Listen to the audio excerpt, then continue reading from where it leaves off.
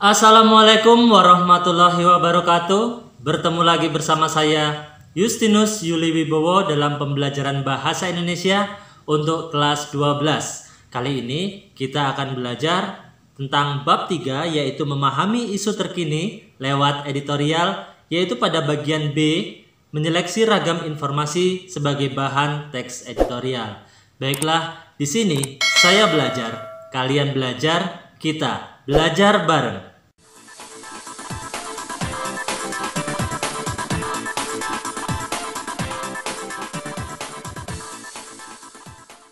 Tujuan pembelajaran pada bagian B menyeleksi ragam informasi sebagai bahan teks editorial, antara lain siswa diharapkan mampu untuk yang pertama untuk menentukan isu aktual dari berbagai media informasi.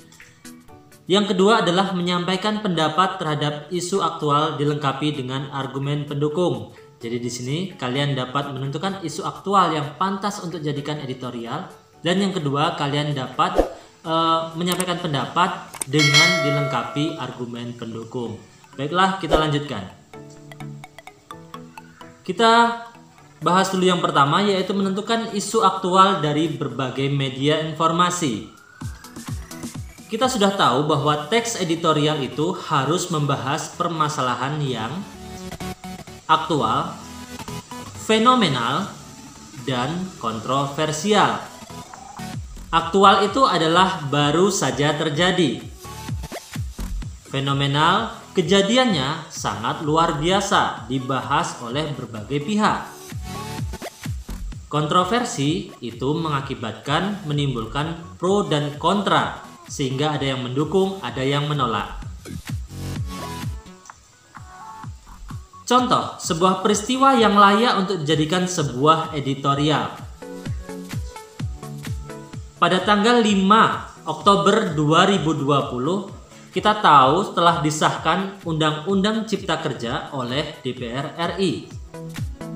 Pada tanggal 7 Oktober 2020, berbagai media informasi nasional membahas isu tersebut. Dan peristiwa ini menjadi pembahasan yang sangat luar biasa. Bahkan penolakannya sampai mengakibatkan demo yang berujung anarkisme. Nah, kita lihat. Ada berbagai media internet, media informasi seperti Tirto.id. Ini mengangkat berita dengan judul Fakta Omnibus Law Undang-Undang Cipta Kerja yang disahkan tanggal 5 Oktober. Mari kita lihat. Lihat tanggal 7 Oktober 2020. Media informasinya adalah Tirto.id. Kemudian ada media lain, yaitu Kompas.com dengan judul Saat Jokowi ikut berperan dikebutnya pengesahan Undang-Undang Cipta Kerja. Kita lihat tanggal 7 Oktober 2020, Kompas.com. Selanjutnya ada media lagi yang lain, yaitu suarajawatengah.id dengan judul Undang-Undang Cipta Kerja disahkan, ini isi lengkap Omnibus Law. Lihat tanggal 7 Oktober 2020, suarajawatengah.id. Selanjutnya ada satu media lagi, Liputan 6 dengan headline-nya Omnibus Law Undang-Undang Cipta Kerja disahkan, antara tarif investasi dan nasib pekerja. Mari kita lihat contohnya. Lihat tanggal 7 Oktober 2020, Liputan 6. Nah, di sini kita lihat banyak media internet, media informasi internet mengangkat berita tentang pengesahan Undang-Undang Cipta Kerja ini. Berarti peristiwa disahkannya Undang-Undang Cipta Kerja ini begitu fenomenal. Begitu aktual? Ya, karena dia baru saja terjadi. Apakah kontroversi? Ya, ada yang mendukung, ada yang tidak. Jadi, peristiwa pengesahan Undang-Undang Omnibus Law Cipta Kerja ini pantas untuk diangkat menjadi editorial. Selanjutnya, yang kedua kita akan membahas tentang menyampaikan pendapat disertai argumen pendukung. Opini dalam editorial harus memiliki daya dukung yang lengkap. Maksudnya apa?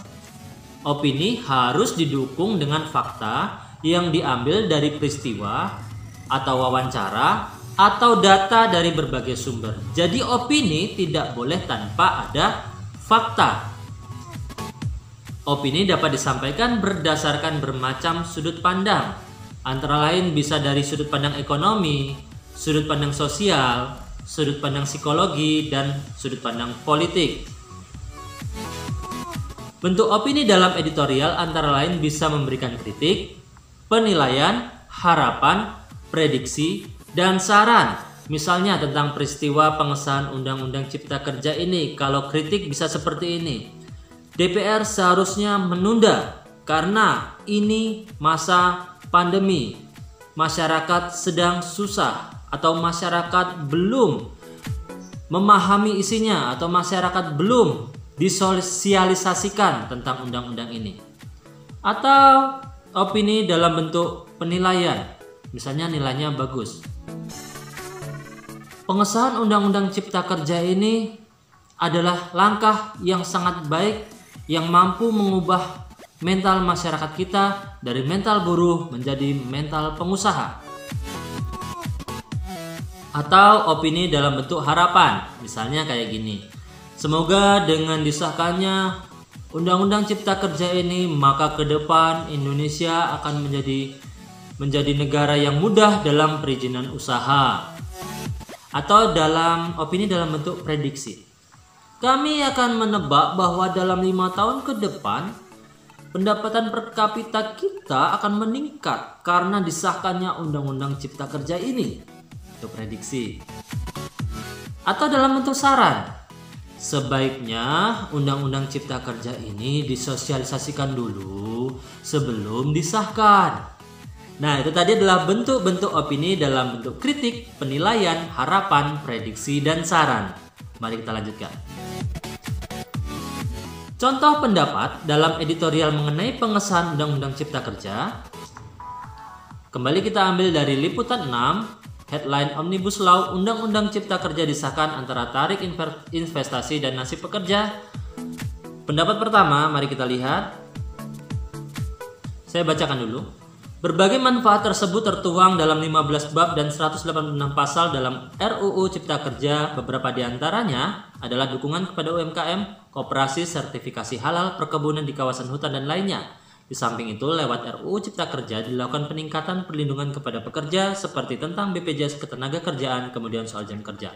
Nah, pendapat dalam editorial itu ada di bagian sini. Ada peningkatan perlindungan kepada pekerja. Itu adalah pendapat yang dibuat oleh editor media informasi tersebut.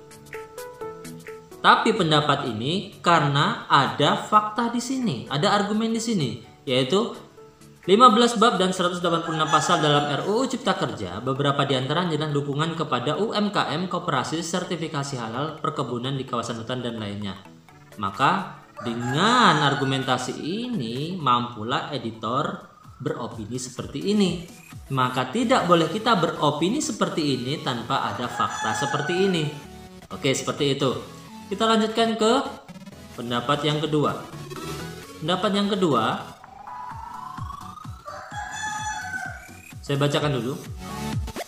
Kini, pengaturan jam kerja disesuaikan dengan sistem kerja industri 4.0 dan ekonomi digital. Bahkan RUU Cipta Kerja tidak menghilangkan hak cuti haid, cuti hamil yang telah diatur dalam Undang-Undang Ketenagakerjaan. Jelas Erlangga, seorang menteri ini ya.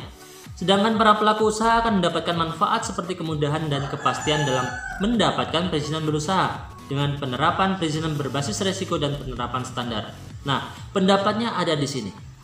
Sedangkan para pelaku usaha akan mendapatkan manfaat seperti kemudahan dan kepastian dalam mendapatkan perizinan berusaha dengan penerapan perizinan berbasis resiko dan penerapan standar berdasarkan fakta ini, yaitu RUU Cipta Kerja tidak menghilangkan hak cuti haid, cuti hamil yang memang sudah ada dalam Undang-Undang Ketenagakerjaan.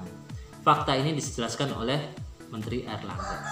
Nah, tadi adalah pendapat yang disampaikan editor di Liputan 6 berdasarkan peristiwa yang terjadi dalam pengesahan Undang-Undang Cipta Kerja.